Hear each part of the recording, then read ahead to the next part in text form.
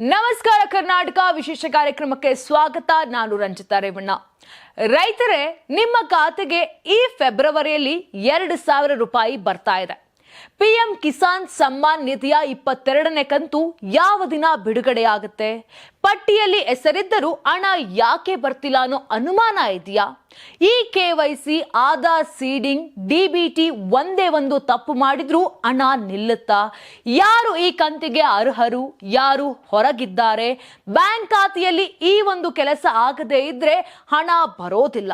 ಯಾವ 3 ತಪ್ಪು ಮಾಡಿದ್ರೆ 2,000 ರೂಪಾಯಿ ನಿಲ್ಲುತ್ತೆ? ಈ ಎಲ್ಲ ಪ್ರಶ್ನೆಗಳಿಗೆ ಸ್ಪಷ್ಟ ಉತ್ತರ ಬೇಕಾದ್ರೆ ಈ ಸ್ಟೋರಿಯನ್ನ ತಪ್ಪದೆ ಕೊನೆಯವರೆಗೂ ನೋಡ್ಲೇಬೇಕು.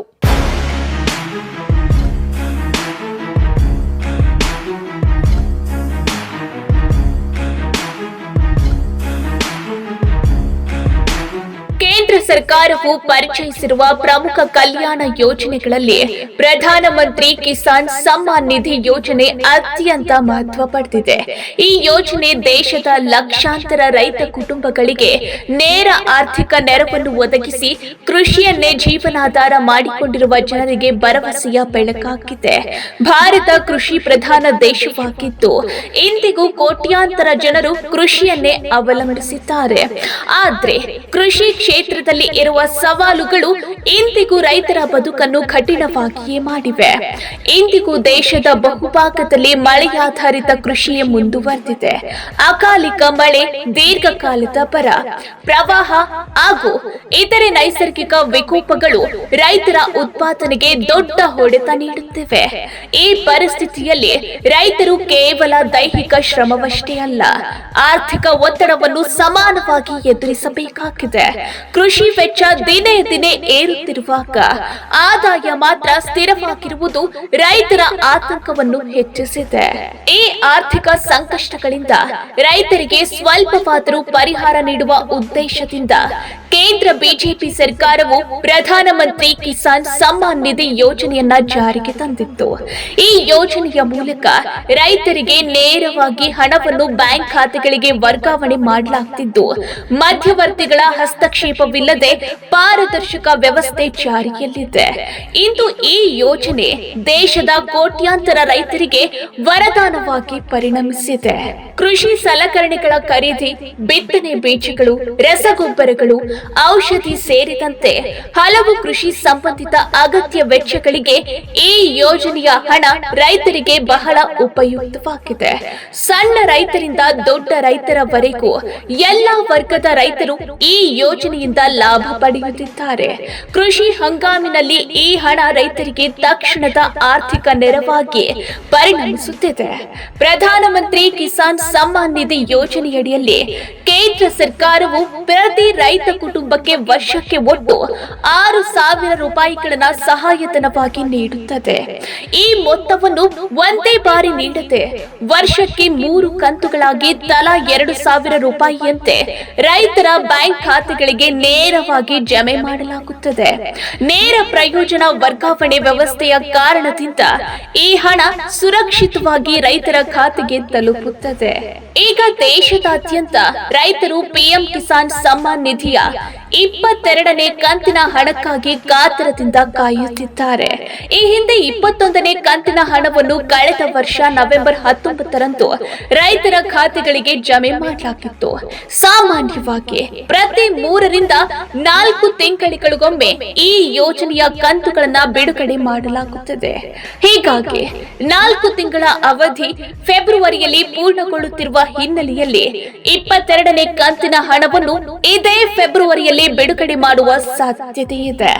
ಆದ್ರೆ ಫೆಬ್ರವರಿ ತಿಂಗಳ ಯಾವ ವಾರದಲ್ಲಿ ಈ ಹಣ ಜಮೆಯಾಗಲಿದೆ ಎಂಬುದರ ಬಗ್ಗೆ ಇನ್ನು ಕೇಂದ್ರ ಸರ್ಕಾರದಿಂದ ಅಧಿಕೃತ ಮಾಹಿತಿ ಪ್ರಕಟವಾಗಿಲ್ಲ. ಆದ್ರೂ ಅರ್ಹ ಫಲಾನುಭವಿ ರೈತರಿಗೆ ಈ ಬಾರಿ ಕೂಡ 2,000 ರೂಪಾಯಿಗಳ ಮೊತ್ತ ನೇರವಾಗಿ ಬ್ಯಾಂಕ್ ಖಾತೆಗೆ ಜಮೆಯಾಗಲಿದೆ ಎಂಬ ನಿರೀಕ್ಷೆ ಇದೆ. ಈ ಹಿನ್ನೆಲೆಯಲ್ಲಿ ರೈತರು ತಮ್ಮ ದಾಖಲೆಗಳನ್ನು ಮತ್ತೊಮ್ಮೆ ಪರಿಶೀಲಿಸಿಕೊಳ್ಳುವುದು ಅತ್ಯಂತ ಅಗತ್ಯವಾಗಿದೆ. ಪಿಎಂ ಕಿಸಾನ್ ಕಿಸಾನ್ ಸಮ್ಮಾನ್ ನಿಧಿ ಯೋಜನೆಯಲ್ಲಿ ಈ ಕೆವೈಸಿ ಕಡ್ಡಾಯಗೊಳಿಸಲಾಗಿದೆ. ಅರ್ಹ ರೈತರಿಗೆ ಮಾತ್ರ ಯೋಜನೆಯ ಹಣ ತಲುಪಬೇಕು ಎಂಬ ಉದ್ದೇಶದಿಂದ ಈ ನಿಯಮಗಳನ್ನ ಜಾರಿಗೆ ತರಲಾಗಿದೆ. ಈ ಕೆವೈಸಿಯ ಜೊತೆಗೆ ಭೂ ದಾಖಲೆಗಳ ಪರಿಶೀಲನೆ ಪೂರ್ಣಗೊಂಡಿರಬೇಕು. ಜೊತೆಗೆ ರೈತರ ಬ್ಯಾಂಕ್ ಖಾತೆಯಲ್ಲಿ ಡಿಬಿಟಿ ಅಂದ್ರೆ ಡೈರೆಕ್ಟ್ ಬೆನಿಫಿಟ್ ಟ್ರಾನ್ಸ್ಫರ್ ಆಯ್ಕೆಯ ಸಕ್ರಿಯವಾಗಿರಬೇಕು ಎಂದು ಸೂಚಿಸಲಾಗಿದೆ. ರೈತರು ತಮ್ಮ ಹೆಸರು ಫಲಾನುಭವಿಗಳ ಪಟ್ಟಿಯಲ್ಲಿ ಇದೆಯೇ ಎಂಬುದನ್ನ ಮನೆಯಲ್ಲೇ ಕುಳಿತು ಮೊಬೈಲ್ ಮೂಲಕ ಪರಿಶೀಲಿಸಬಹುದು. ಪಿಎಂ ಕಿಸಾನ್ ಅಧಿಕೃತ ವೆಬ್ಸೈಟ್ನಲ್ಲಿ ರಾಜ್ಯ, ಜಿಲ್ಲೆ, ತಾಲೂಕು, ಹೋಬಳಿ ಮತ್ತು ಗ್ರಾಮವನ್ನು ಆಯ್ಕೆ ಮಾಡಿ ಗೆಟ್ ರಿಪೋರ್ಟ್ ಮೇಲೆ ಕ್ಲಿಕ್ ಮಾಡಿದ್ರೆ ನಿಮ್ಮ ಗ್ರಾಮದ ಫಲಾನುಭವಿಗಳ ಸಂಪೂರ್ಣ ಪಟ್ಟಿ ಲಭ್ಯವಾಗುತ್ತದೆ. ಈ ಪಟ್ಟಿಯಲ್ಲಿ ನಿಮ್ಮ ಹೆಸರು ಇರುವುದನ್ನು ಖಚಿತಪಡಿಸಿಕೊಳ್ಳುವುದು ಬಹಳ ಮುಖ್ಯ. ಕೆಲವೊಮ್ಮೆ ಫಲಾನುಭವಿಗಳ ಪಟ್ಟಿಯಲ್ಲಿ ಹೆಸರು ಇದ್ರೂ ಹಣ ಜಮೆಯಾಗದ ಸಮಸ್ಯೆ ಎದುರಾಗುತ್ತದೆ. ಇದಕ್ಕೆ ದಾಖಲೆಗಳಲ್ಲಿ ಇರುವ ಸಣ್ಣ ವ್ಯತ್ಯಾಸಗಳು ಪ್ರಮುಖ ಕಾರಣವಾಗಿರುತ್ತವೆ. ಆಧಾರ್ ಕಾರ್ಡ್, ಜಮೀನಿನ ಪಹಣಿ ಹಾಗೂ ಬ್ಯಾಂಕ್ ಪಾಸ್ಬುಕ್ ನಲ್ಲಿರುವ ಹೆಸರು ಒಂದೇ ರೀತಿಯಲ್ಲಿ ಇರಬೇಕು. ಅಕ್ಷರ ಸಣ್ಣ ತಪ್ಪಿದ್ರೂ ಹಣ ತಡೆ ಹಿಡಿಯುವ ಸಾಧ್ಯತೆ ಇದೆ. ಇದಕ್ಕೂ ಜೊತೆಗೆ ಈ ಕೆವೈಸಿ ಪೂರ್ಣಗೊಂಡಿಲ್ಲದಿದ್ರೆ ಅಥವಾ ಬ್ಯಾಂಕ್ ಖಾತೆಗೆ ಆಧಾರ್ ಸೀಡಿಂಗ್ ಆಗದೆ ಇದ್ರೆ ಹಣ ಜಮೆಯಾಗುವುದಿಲ್ಲ. ಕೇವಲ ಆಧಾರ್ ಲಿಂಕ್ ಆಗಿರುವುದು ಸಾಕಾಗುವುದಿಲ್ಲ.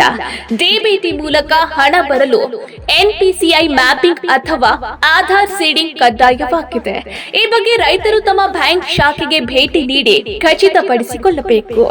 ಇದಕ್ಕೂ ಜೊತೆಗೆ ಪಿಎಂ ಕಿಸಾನ್ ಸಮ್ಮಾನ್ ನಿಧಿ ಯೋಜನೆಯಡಿ ಕೆಲವೊಂದು ರೈತ ವರ್ಗಗಳಿಗೆ ಅರ್ಹತೆ ಇರುವುದಿಲ್ಲ ಎಂಬುದನ್ನ ರೈತರು ತಿಳಿದುಕೊಳ್ಳುವುದು ಬಹಳ ಮುಖ್ಯ.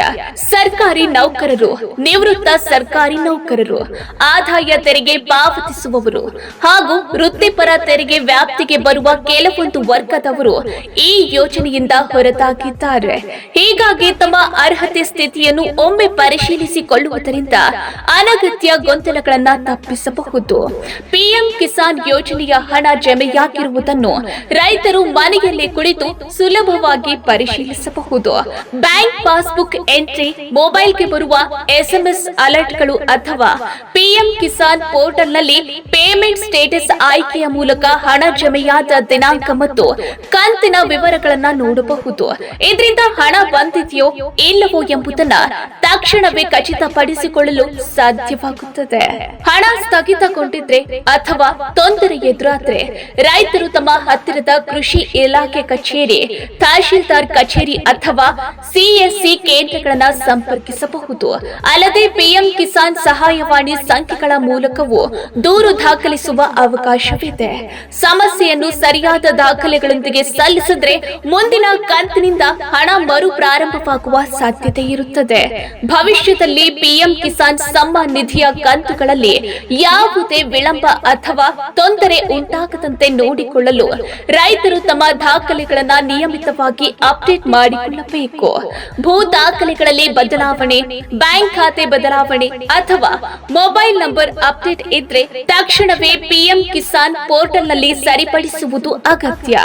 ಇಂತಹ ಜಾಗೃತಿಯಿಂದ ರೈತರು ತಮ್ಮ ಹಕ್ಕಿನ ಹಣವನ್ನು ಸಮಯಕ್ಕೆ ಸರಿಯಾಗಿ ಪಡೆಯಬಹುದು. ಒಟ್ನಲ್ಲಿ ಪಿಎಂ ಕಿಸಾನ್ ಸಮ್ಮಾನ್ ನಿಧಿಯ 22ನೇ ಕಂತಿನ ಹಣ ಪಡೆಯಲು ರೈತರು ಯಾವುದೇ ಅಲಕ್ಷ್ಯ ತೋರಿಸಬಾರದು. ನಿಮ್ಮ ಹಕ್ಕಿನ ಹಣ ಒಂದು ಸಣ್ಣ ದಾಖಲೆ ತಪ್ಪಿನಿಂದ ಕೈ ತಪ್ಪಿಸಿಕೊಳ್ಳದಂತೆ ಇಂತೆ ಈ ಕೆವೈಸಿ, ಆಧಾರ್ ಸೀಡಿಂಗ್ ಮತ್ತು ಡಿಬಿಟಿ ಸ್ಥಿತಿಯನ್ನು ಪರಿಶೀಲಿಸಿ. ಈ ಮಾಹಿತಿ ಮತ್ತೊಬ್ಬ ರೈತನಿಗೂ ತಲುಪಿದ್ರೆ ಅವನ ಬದುಕಿಗೆ ಸಹಾಯವಾದಂತಾಗುತ್ತದೆ.